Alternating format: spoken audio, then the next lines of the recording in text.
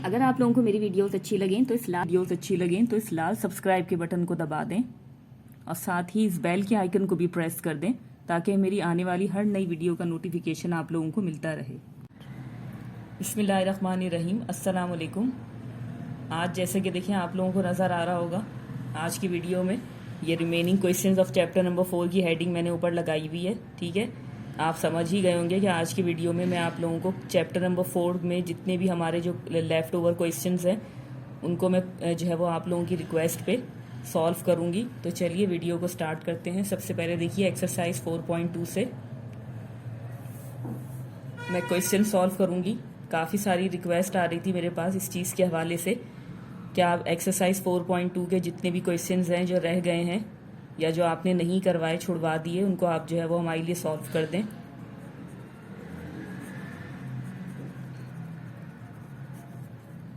तो इसलिए जो है वो आज मैं एक जो है वो लेंथी वीडियो बनाऊंगी इसी हवाले से कि जितने ज़्यादा क्वेश्चंस हैं मैं आप लोगों के लिए इसमें कवर कर सकूं।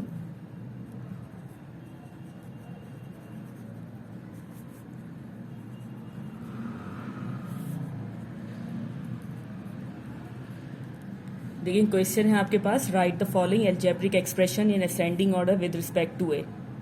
ठीक है, इसका मैंने आप लोगों को इसके 5th पार्ट तक है ये, मैंने आपको जो है वो पार्ट 1 एंड पार्ट 4 जो है वो आप लोगों के लिए मैंने सॉल्व किया था। तो आज मैं इसका 2nd पार्ट आप लोगों के लिए सॉल्व कर रही हूँ।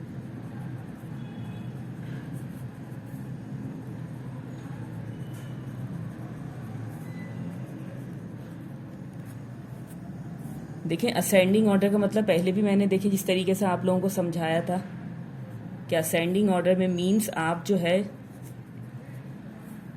मिनिमम वैल्यू से मैक्सिमम वैल्यू तक जो है वो आपने इसको लेकर जाना है।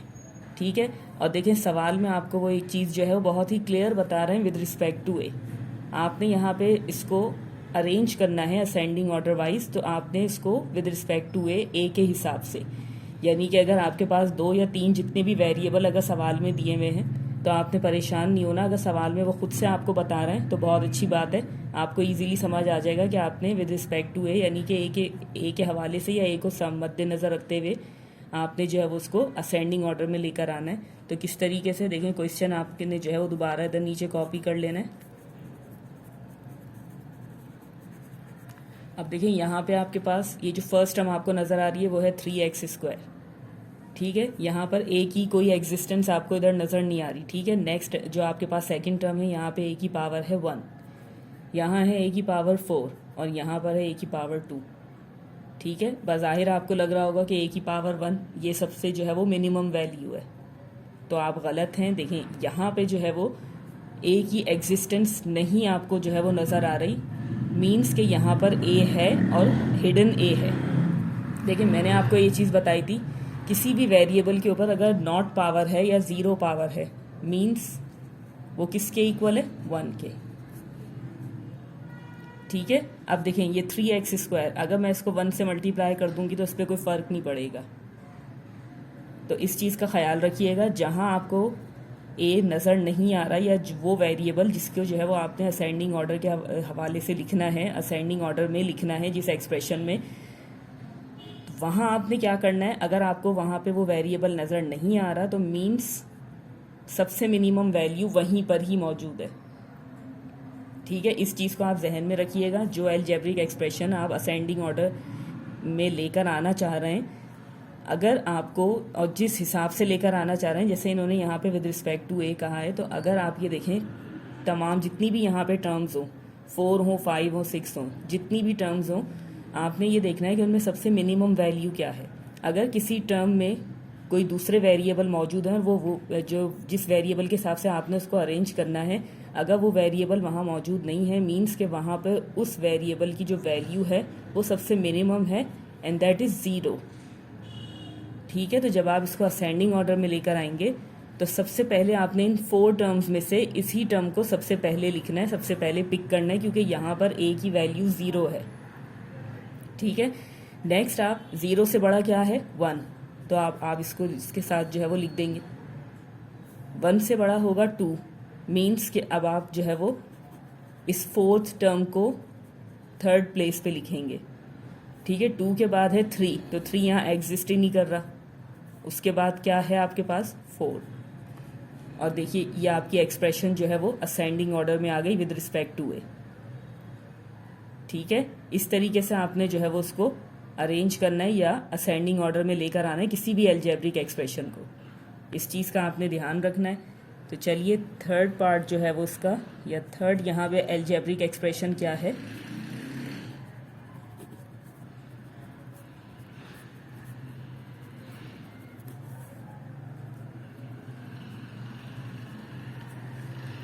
ठीक है, ये आपका क्वेश्चन आ गया।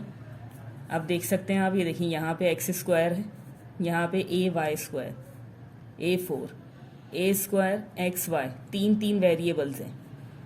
ठीक है, मगर आपके पास सवाल में ये चीज़ मौजूद है विद रिस्पेक्ट टू ए, तो आपने ए को ही देखना है। ठीक है, ए को ही आपने यहाँ पे कंसीडर करना है।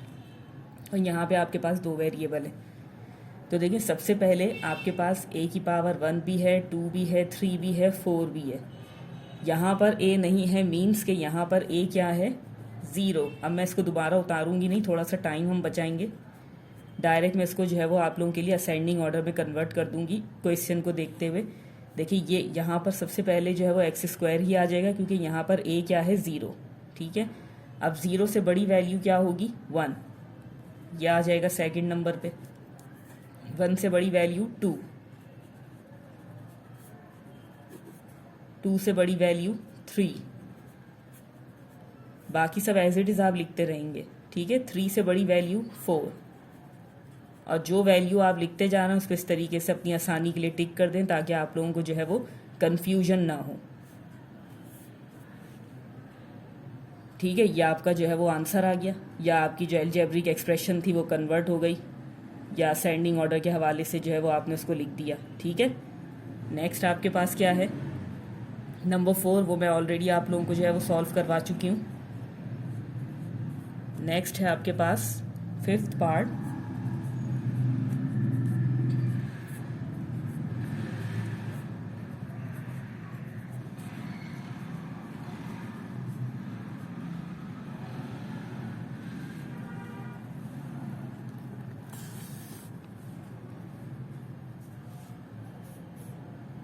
सही है, अब देखें इसे आप असेंडिंग ऑर्डर में किस तरीके से लेके आएंगे। देखें इस चीज़ से आपको घबराने की कोई ज़रूरत नहीं है। यहाँ पे जो आपके पास फ्रैक्शन दिए हुए, आपने जो है वो सारा कॉन्सेंट्रेशन इन वेरिएबल्स के ऊपर रखना है। ठीक है, और जिसमें से ए को आपने कंसीडर करना है। ठीक है, ए पे आपकी तवज्जो ज़्यादा होनी चाहिए। आप ए को जो है वो गौर से देखें कि आपने विद रिस्पेक्ट टू ए इसको असेंडिंग ऑर्डर में लेकर आना है। तो ए की पावर देखें सबसे छोटी, ये देखें यहाँ ए मौजूद नहीं है, मीन्स कि आप सबसे पहले इसे लिखेंगे ए की पावर 0।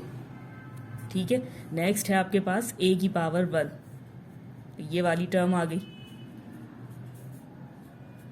साइन के साथ आप इसको लिखेंगे। ठीक है, ए की पावर 1 के बाद ये आ गई आपके पास ए की पावर 2। ठीक है, उसके बाद आपके पास क्या रह गई ये वाली टर्म, तो इसको आप लिख दें, यह आ गया आपका आंसर। ठीक है, इस तरीके से ये सारा असेंडिंग ऑर्डर के हवाले से जो क्वेश्चन था आपका ये सॉल्व हो गया। नेक्स्ट है आपके पास क्वेश्चन नंबर 2।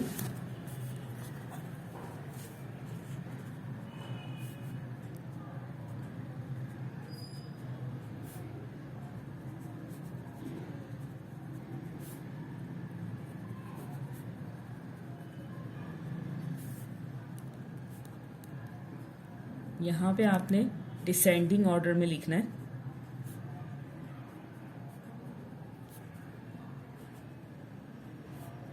जो भी आपको यहाँ पे वेरिएबल्स दिए हुए, ठीक है,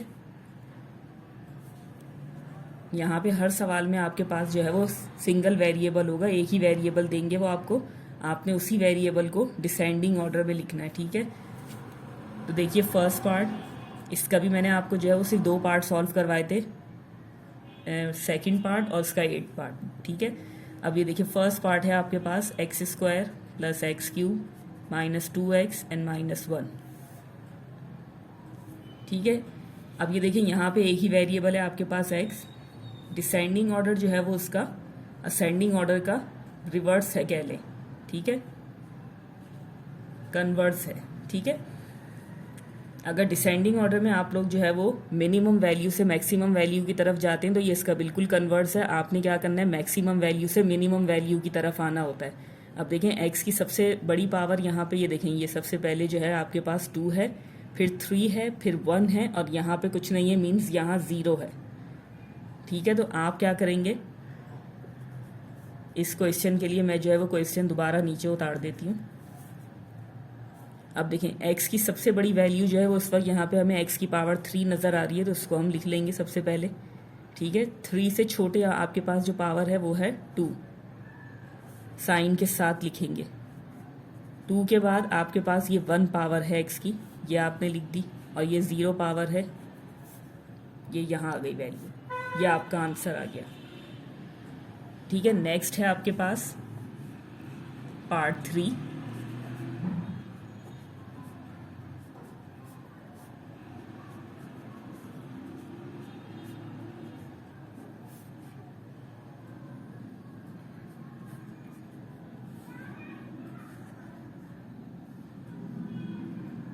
सही। अब मैं सवाल को दोबारा नीचे नहीं उतारूंगी, यहीं पे डायरेक्ट आंसर लिखूंगी। देखें अब यहाँ पे आपके पास ये देखें, ये फर्स्ट जो आपके पास टर्म है यहाँ पे t जो है वो एग्जिस्ट ही नहीं कर रहा, ठीक है। सेकंड टर्म में आपके पास t की पावर 1 है, थर्ड में आपके पास t की पावर 3 है, और फोर्थ में आपके पास t की पावर 6 है। मीन्स कि अब सबसे पहले जो आप यहाँ लिखेंगे, डिसेंडिंग ऑर्डर में जब आप इसको लेकर आएंगे तो सबसे पहले आप t की पावर 6 लिखेंगे, ठीक है। उसके बाद आप लिखेंगे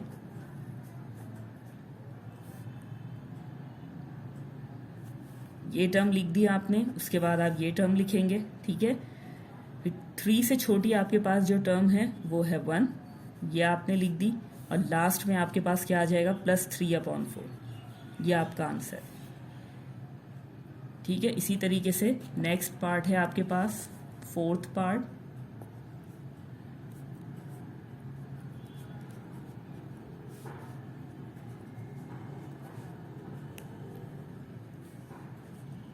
अब देखें यहाँ पे आपके पास वेरिएबल है z। अब z की सबसे बड़ी पावर क्या है यहाँ पे, 5 से छोटी पावर है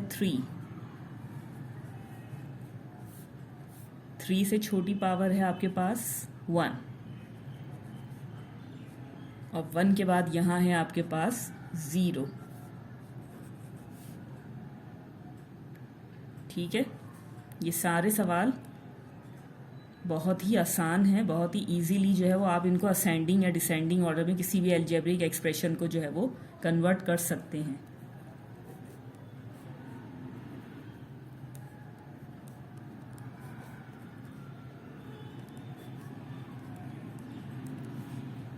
ये इसका 5th पार्ट है।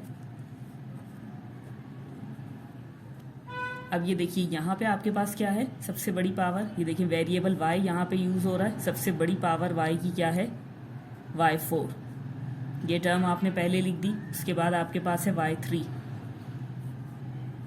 उसके बाद है आपके पास y1, उसके बाद है आपके पास y0, ये आपका आंसर,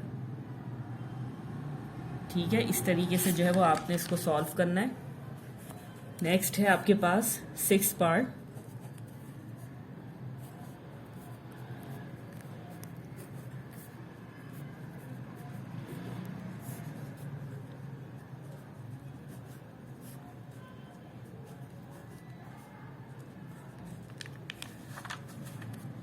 देखिए यहाँ पे आपके पास जो है वो अब की बार y जो है वो पॉजिटिव भी हैं और y नेगेटिव भी हैं, ठीक है। नेगेटिव साइन के साथ भी वैल्यूज़ मौजूद हैं और पॉजिटिव साइन के साथ भी वैल्यूज़ मौजूद हैं। बहुत अच्छे तरीके से ये भी मैंने आप लोगों को जो है वो एक्सप्लेन की थी चीज़। देखिए सबसे पहले जो पॉजिटिव वाइज हैं आप उनकी वैल्यू को लिखेंगे, जिसमें से देखें y की वैल्यू 4, ये सबसे बड़ी वैल्यू है। उसके बाद y की वैल्यू 1 और y की वैल्यू 0, ठीक है। तो आप इनको जो है वो इसी तरीके से लिख लेंगे, ठीक है। अब देखें जो 3 आपके पास टर्म्स रह गई वो ये हैं। अब इन तीनों में जो बड़ी टर्म है आपके पास, यानी कि जो y की जो बड़ी वैल्यू है वो कौन सी है, देखिए ये भी मैंने चीज़ आप लोगों को समझाई थी कि नेगेटिव की तरफ जब आप जाते हैं, ये जैसे मैंने आप लोगों को सिखाया था कि बीच में आपके पास जो है वो ज़ीरो है, यहाँ तमाम पॉजिटिव वैल्यूज़ होती हैं, यहाँ आपके पास नेगेटिव वैल्यूज़ होती हैं, ठीक है, नंबर रे में जैसे हम सॉल्व करते हैं। तो अगर नेगेटिव में जिस तरीके से वैल्यूज़ आगे बढ़ती हैं तो बढ़ते बढ़ते क्या हो जाती हैं, ये देखें, जैसे अगर यहाँ पर -1 है, ये -2 है, ये -3 है, ठीक है, तो ये देखें -1 इस -2 से बड़ा होगा, ठीक है। अगर मैं देखिए इसका साइन माइनस हटा दूं तो 1 छोटा है, 2 बड़ा है, लेकिन जैसे ही अगर इसके साथ हम माइनस साइन लगा देते हैं तो माइनस में जितनी छोटी वैल्यूज़ होती हैं, जितना छोटा नंबर होता है वो बड़ा होता चला जाता है, ठीक है। यानी कि अगर 1 और 2 को आप कंपेयर करेंगे तो -1 बड़ा है -2 से। इसी तरीके से -2 और -3 को आप देखेंगे तो यहाँ पर -3 बड़ा नहीं है, -3 छोटा है -2 से, ठीक है। तो जितनी छोटी वैल्यू होगी वो बड़ी कहलाएगी आपके पास। इसी तरीके से देखें y यहाँ पर क्या है, नीचे है डिनोमिनेटर में, ठीक है। न्यूमरेटर में होता है तो हम इजीली लिख लेते, जैसे कि हमने इन 3 टर्म्स को इजीली यहाँ पे लिख लिया। तो अगर जब आप नेगेटिव की तरफ जाएंगे या नेगेटिव की बात करेंगे तो जितनी मिनिमम वैल्यू होगी वो सबसे बड़ी होगी, मैक्सिमम कहलाएगी इसमें। तो इसको लिखने का तरीका बहुत इजीली मैंने आपको ये चीज़ समझाई थी कि आप इनको अरेंज करके लिख दीजिएगा, ठीक है। यानी कि जब डिनोमिनेटर में ये चीज़ मौजूद होगी तो आप उसको असेंडिंग ऑर्डर वाइज लिख देंगे, तो वो अपने आप ऑटोमेटिकली डिसेंडिंग ऑर्डर कहलाएगा। किस तरीके से, ये देखिए यहाँ पे सबसे पहले ये वाली टर्म आ जाएगी y², ठीक है। उसके बाद 2 से बड़ी ये वाली वैल्यू है, ये आ जाएगा आपके पास। 3 से बड़ी आपके पास ये वैल्यू है 4। तो देखा आपने, ये देखिए 2, 3, 4 असेंडिंग ऑर्डर में क्या होता है, मिनिमम से मैक्सिमम वैल्यू, ठीक है। तो यानी कि अगर कोई चीज़ आपके पास, कोई वेरिएबल आपके पास डिनोमिनेटर में आ जाए तो आपने घबराना नहीं है, आपने उसको असेंडिंग ऑर्डर वाइज अरेंज कर देना है, ठीक है। लेकिन कहलाएगा वो डिसेंडिंग ऑर्डर, क्योंकि देखें 2 जो है वो 3 से बड़ा है, 3 जो है वो 4 से बड़ा है माइनस में, ठीक है। तो इस चीज़ का आपने ख्याल रखना है, बस बहुत ही इजीली जो है वो ये सॉल्व हो जाएगा, कोई आप घबराने की ज़रूरत नहीं है यहाँ पे कि ये कैसे होगा या कोई बहुत मुश्किल सी चीज़ है, ठीक है। तो चलिए 7th पार्ट की तरफ चलते हैं। छोटी छोटी सी ट्रिक्स होती हैं जिससे जो है वो सॉल्व करने में, आपको कोई भी सवाल जो है वो सॉल्व करने में आसानी हो जाती है। अब देखिए यहाँ पे भी आपके पास 2 जो है वो टर्म्स ऐसी हैं जिसमें आपके पास डिनोमिनेटर में वेरिएबल मौजूद है, ठीक है। तो इनको आप थोड़ी देर के लिए स्किप कीजिए। और ये 3 टर्म्स जो आपके पास हैं, इनमें से आप सबसे पहले जो है वो डिसेंडिंग ऑर्डर में जब आप लिखेंगे तो सबसे बड़ी वैल्यू x की उठा लेंगे 2, ठीक है। उसके बाद x की वैल्यू 1 और उसके बाद x की वैल्यू 0, ठीक है। ये आपने लिख लिया। जैसे ही आपने ये 3 टर्म्स लिख ली, अब डिनोमिनेटर की तरफ आ जाएं। अब देखिए यहाँ पे समझ लें कि आपने असेंडिंग ऑर्डर वाइज लिखना है। तो ये देखिए x की पावर यहाँ कुछ नहीं है तो क्या है 1, ये है 2, मीन्स कि ये पहले आ जाएगा। छोटी सी एक ट्रिक समझ लें कि इसको आप ऐसे जो है वो आइडेंटिफाई कर सकते हैं, ठीक है। इसको आप ऐसे जो है वो इजीली समझ सकते हैं और अपने जहन में इस चीज़ को इस तरीके से बिठा सकते हैं। तो यह असेंडिंग ऑर्डर में बज़ाहिर लग रहा है कि आपने इसको असेंडिंग ऑर्डर में कर दिया, लेकिन ये है डिसेंडिंग ऑर्डर में, ठीक है। अब देखें 8 पार्ट जो है वो मैं ऑलरेडी इसका सॉल्व कर चुकी हूँ। तो चलिए 9th की तरफ चलते हैं।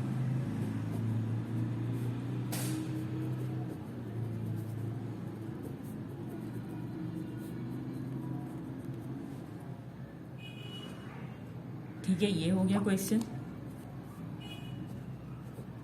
अब डिसेंडिंग ऑर्डर में लिखना है तो देखें पहले ये 3 टर्म्स हैं, इनको देख लेते हैं। a की पावर 4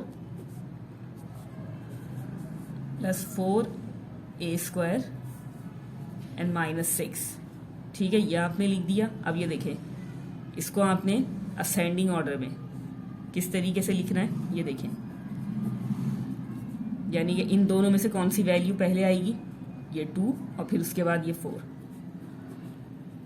सिंपल, ठीक है। ये आपका आंसर हो गया। और लास्ट इसका पार्ट है